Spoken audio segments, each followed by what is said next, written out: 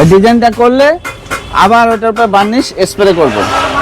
এই স্প্রে করলে তখন এটা কাঠের মতো দেখা যাবে। না ছোঁয়া পর্যন্ত আপনি বুঝবেন না এটা কাঠ না স্টিল।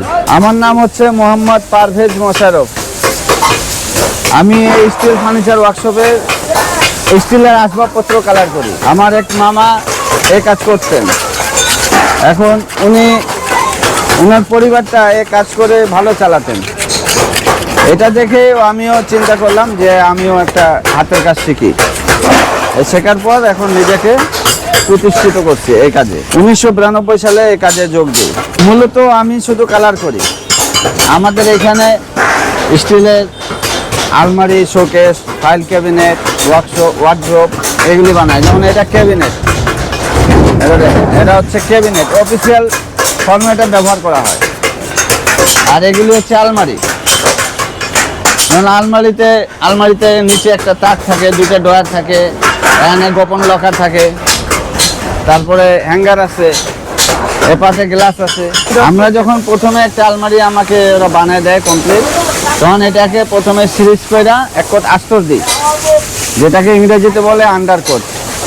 এই আন্ডারকোট সারফেসার মারার পরে এটা একটু শুকিয়ে গেলে এরপর আমরা পুটিংয়ের প্রক্রিয়া যাই। পুটিং 2-3 বার পুটিং করার পর এটা আবার এক কোট আস্তর মারা হয় এনামেলে ব্রাশে। এটা মারার পরে এটাকে শুকিয়ে আবার সিরিজ দিয়ে পালিশ কাটে। কাটার পরে এটাকে স্প্রের প্রক্রিয়া নিয়ে যায়। স্প্রে করার পরে লকমক লাগে, আমরা ডেলিভারি দিই দিনে 5টা। হ্যাঁ, এটা স্প্রে কমপ্লিট। এটা দানা দানা এই কালারটাই দানা দানা কালার। এটা হচ্ছে হ্যামার পেন্ট। জিনিসটা আলমারির জন্য এটা সৌন্দর্য, এই সৌন্দর্য বৃদ্ধির জন্য এটা করা হয়। আমার হাতে এটা পুডিং করার একটা যন্ত্র, এটা যে আমরা পুডিং করি। কেউ বলে এটা পুডিং করা ব্লেড, আবার কেউ বলে এটা পুডিং করা ছুরি, বুঝছেন?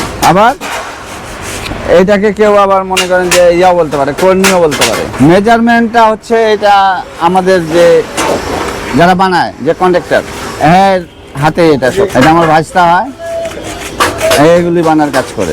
এখন তো আধুনিকের যুগ, আমরা যুগের সাথে তাল মিলিয়ে চলতেছি। আগে একটা আলমিরা বানাতে অনেক শ্রম দিতে হতো। যেমন মনে করেন যে এখন শিক্ষার বিকাশ ঘটতেছে, তেমন আমাদেরও বিকাশ ঘটতেছে। আমরাও অত্যাধুনিক বুদ্ধি খাটাইয়া মনে করেন যে নিত্য নতুন আবিষ্কার করতেছি, আর কাজকে যত দ্রুত এবং কম সময়ে করা যায় এই সিস্টেমটা আমরা বাইর করতেছি।